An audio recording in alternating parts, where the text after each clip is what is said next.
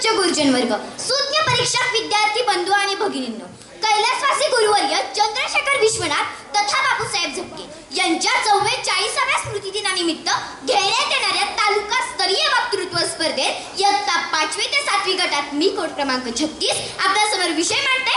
माझे आदर्श कैलासवासी गुरुवर्य बापूसाहेब झपके. हिमालयापेक्षाही उत्तुंग, हिंदी महासागरापेक्षाही अथांग, सह्याद्रीपेक्षाही राकट, वनराईपेक्षाही घनदाट, सूर्यापेक्षाही तेजस्वी, मोत्यापेक्षाही ओजस्वी, चंद्रापेक्षा शीतल, गीतेपेक्षा हिमाण, असे होते बापूसाहेब. पूज्य बापूसाहेब यांच्या ठायी असलेल्या अनेक दुर्मिळ आणि लोकोत्तर गुणांचा समुच्चय पाहिल्यावर ज्ञानेश्वर माऊलींनी आदर्श पुरुषांची जी लक्षणे सांगितली आहेत त्यांची आठवण येते. श्री विजयकुमार मोरे या लेखकाची जडणघडण बापूसाहेबांच्या शाळेत झालेली. त्यांच्यावर बापूसाहेब यांच्या व्यक्तिमत्वाचा व शिकवणुकीचा खोल परिणाम झालेला. त्यांनी केलेले संस्कार नित्य जीवनात आणण्याची निष्ठा जोपासली असल्याने त्यांच्या चरित्र ग्रंथात बापूसाहेबांच्या व्यक्तिमत्वाचे अनेक गुण प्रकट झालेले दिसतात.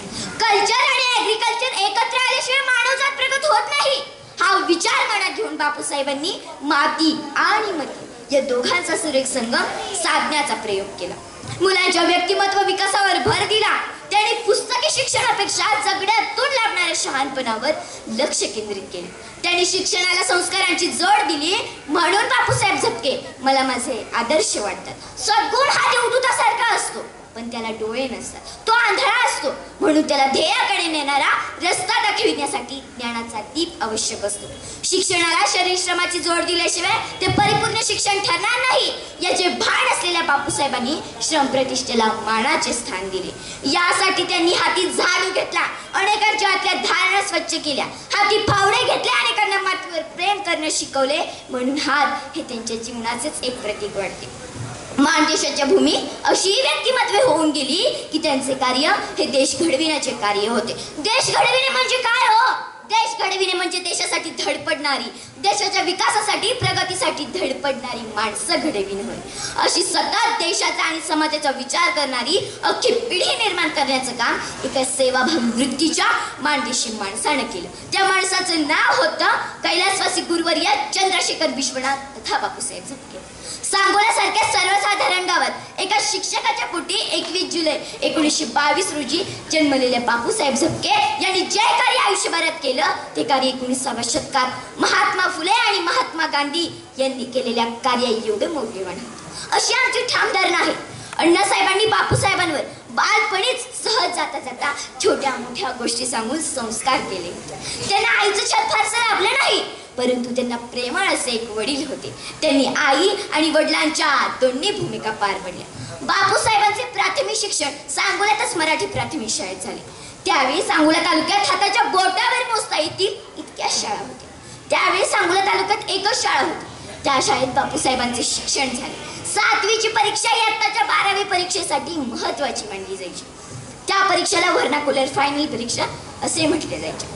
बापूसाहेबांनी आणि त्यांच्या मित्रांनी मोठ्या आत्मविश्वासाने ही व्हर्नाक्युलर फायनल परीक्षा दिली आणि या परीक्षेत पास झालेल्या विद्यार्थ्यांची नावे पुण्याच्या ज्ञानप्रकाश प्रसिद्ध वृत्तपत्रात छापून येत असत.